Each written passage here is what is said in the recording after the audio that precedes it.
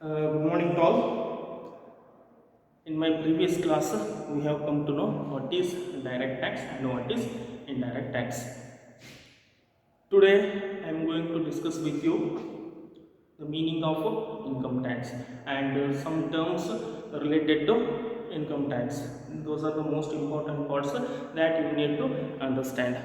First, let me to begin with the meaning of income tax. Already you know what is direct tax and what is indirect tax. Say for example, I am working in particular company or particular government office.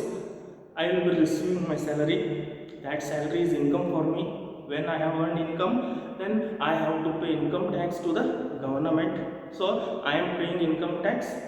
That is my responsibility. The burden is on me. That is my burden. So therefore, incidence and impact, both of them are relying upon me. So therefore, that particular tax is called as direct tax. So likewise, if I have earned any income, then I have to pay tax on that. That particular tax is treated as income tax. So therefore, the meaning of income tax is quite simple.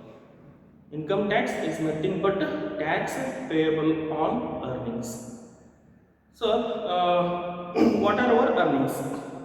That is what we need to understand. Okay, so what are the sources? So, we all know that a person, he may be earning income from one source, he may be earning income from two sources, three sources, whatever. Okay, so here what we need to understand, what are those sources. Okay, so I will write them one by one. So first,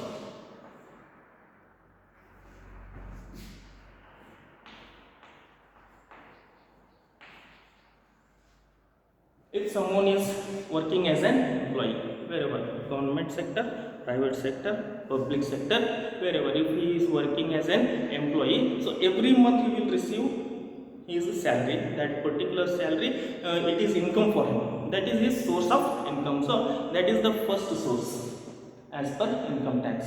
First source of income. So second one,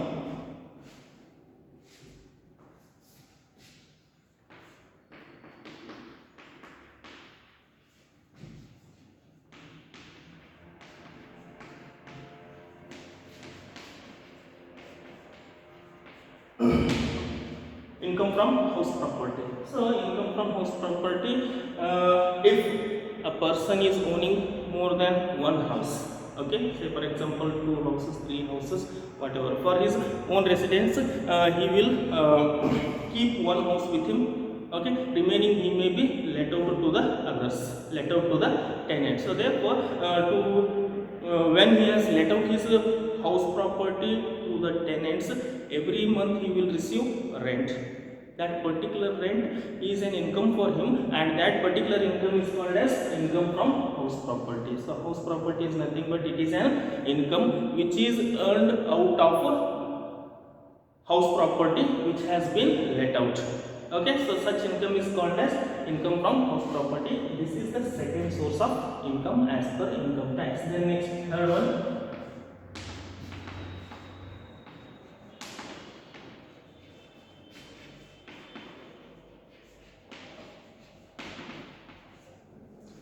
income from business and profession. Okay, so third source of income, that is income from business and profession. If a person carrying out any business, out of that business, from that business he will be earning income. If a person is a professional person, so professional person, what is profession? So profession is nothing but it is an activity which is conducted by people who are expertised in particular fields. Okay, and that expertise has been taken from them out of a recognized institution. So such people are called as professionals. So for example, doctor, I have completed post graduation in commerce, so I can never practice, as a doctor. Okay, so who can become a doctor? A person who has completed MBBS, that is medical education. Okay, so he has taken that in particular medical knowledge from a recognized institution. So such person only is called as a doctor. So therefore, so doctors may be chartered accountants and lawyers.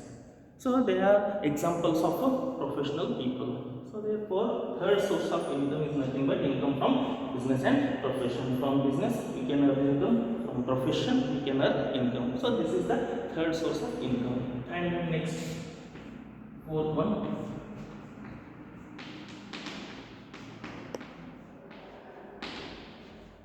capital gains. Here what is capital gain? It is also one of the incomes. So capital gain is nothing but it is an income arising out of transfer of a property. If I have a particular property, so if I have sold that particular property, I may be earning income.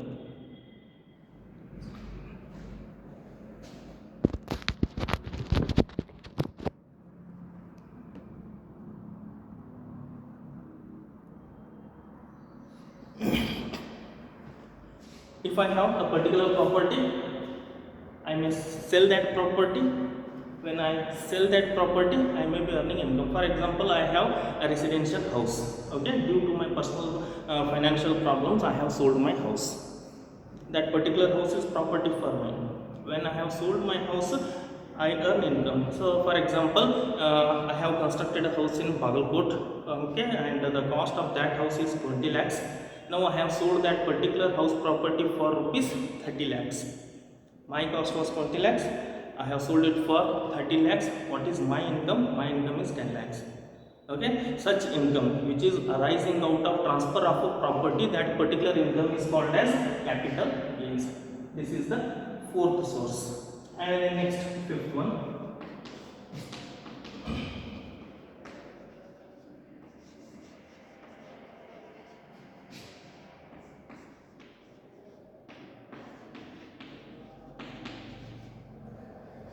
income from other sources. Income from other sources. This is the fifth source of income. Fifth and last source of income. So now what is income from other sources? Okay, there may be some incomes which cannot be called as salary.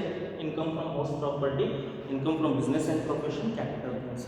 So such incomes are called as income from other sources. For example, I have deposited rupees 10 lakh into bank. Out of that 10 lakh, I have received interest of rupees 5,000. That particular 5,000 interest that I have received, that is an income for me. Okay, that interest income, that cannot be treated as income from salary. Quite so obvious. That cannot be treated as income from house property. That cannot be treated as business and profession, because I don't have any business, I don't have any profession.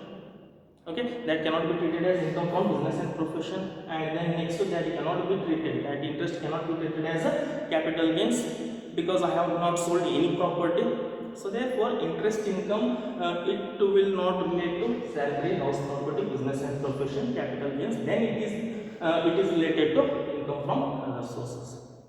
And income which cannot be counted in these four sources of incomes, that particular income is called as income from other sources. Okay, so these are the income sources. Most important point, you have to write down sources of income. First source salary, second house property, like this. You have to note them down. Now let us understand what is income tax.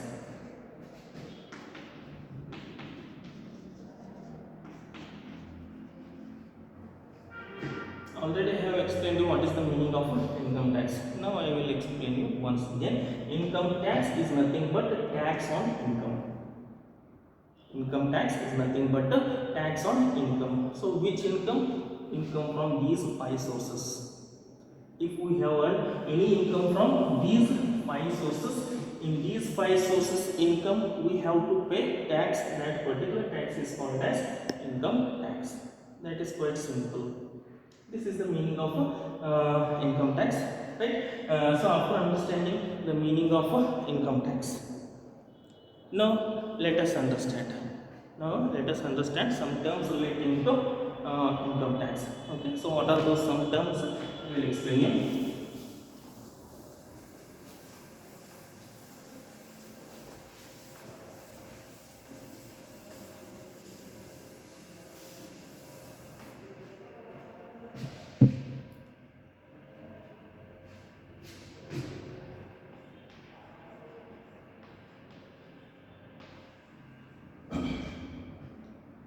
First one is person. In general, we know meaning of person, but in the eyes of income tax, what is the meaning of a person? Person, he may be an individual,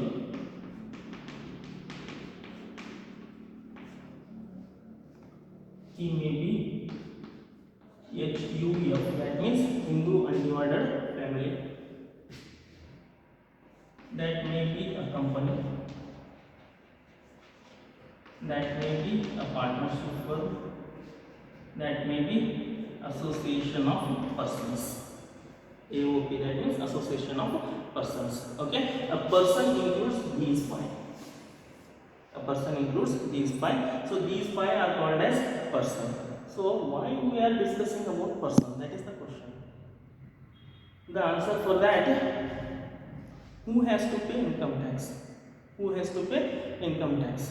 A person has to pay income tax if he earns sufficient income for making payment of income tax. So therefore, in person, who are there to pay income tax? First one, individual, an actual individual person like me and you. Individual persons. Okay, those individual persons, if they earn sufficient income, they have to pay income tax.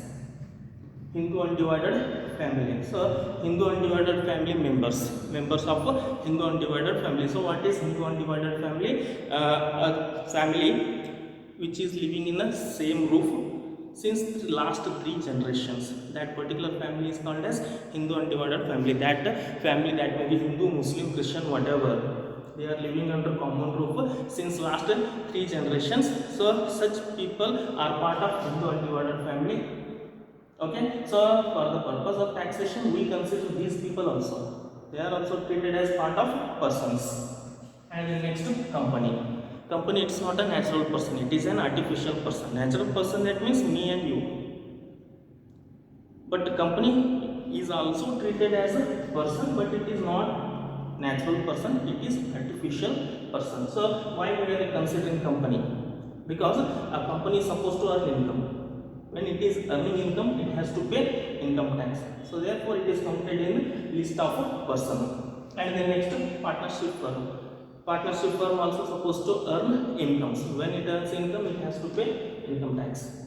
Therefore, it is also counted in person. And then next, association of persons. Association of persons means a gathering of people who are supposed to undertake an economic activity. So when they are taking up an economic activity, they will earn income. When they will earn income, they have to pay income tax. So therefore, they are counted in person. So therefore, person is nothing but person includes individual, HUF, company, firm, and association of persons. This is the meaning of a person. Right? After understanding the meaning of persons, now we need to understand assessee. Now we need to understand assessee.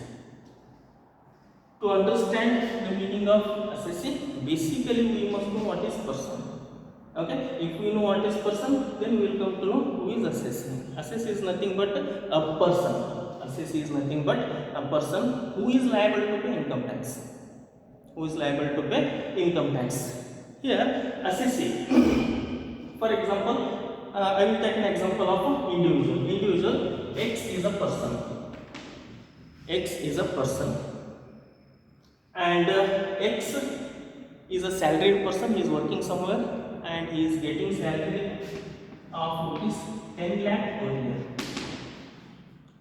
He is earning salary of rupees 10 lakh per year. If he is earning income more than 5 lakhs, if he is earning income more than 5 lakhs, then he has to pay income tax. Then he has to pay income tax. If he is earning income less than 5 lakhs, he doesn't need to pay income tax. Therefore, here X has earned 10 lakh rupees per annum, which is more than 5 lakh. Now X has to pay income tax. This X person has to pay income tax. When this person has to pay income tax, then only he is treated as assessee. Are you understanding clearly? Very simple. So you must understand the meaning of assessee. So therefore, once again I will explain you. X is a person. What type of person? Individual person. He has earned income of rupees 10 lakhs, which is more than 5 lakh. Therefore, now X has to pay income tax. X has to pay income tax when he has to pay income tax, then only he is treated as a assessee. Therefore, a person who is liable to pay income tax, that person is treated as a assessee. I will give you another example. X is not earning 10 lakhs. X is earning 3 lakhs. X is earning 3 lakhs. So when he is earning 3 lakhs, it is less than 5 lakhs. Right? It is less than 5 lakhs. So therefore, now X has not to pay income tax. There is no requirement of making payment of income tax because he is earning less than 5 lakhs. He is not supposed to pay income tax. So this time X is not liable to pay income tax. So therefore, he is not treated as assessee. He is not treated as assessee. When he has to pay income tax, then only he is treated as assessee.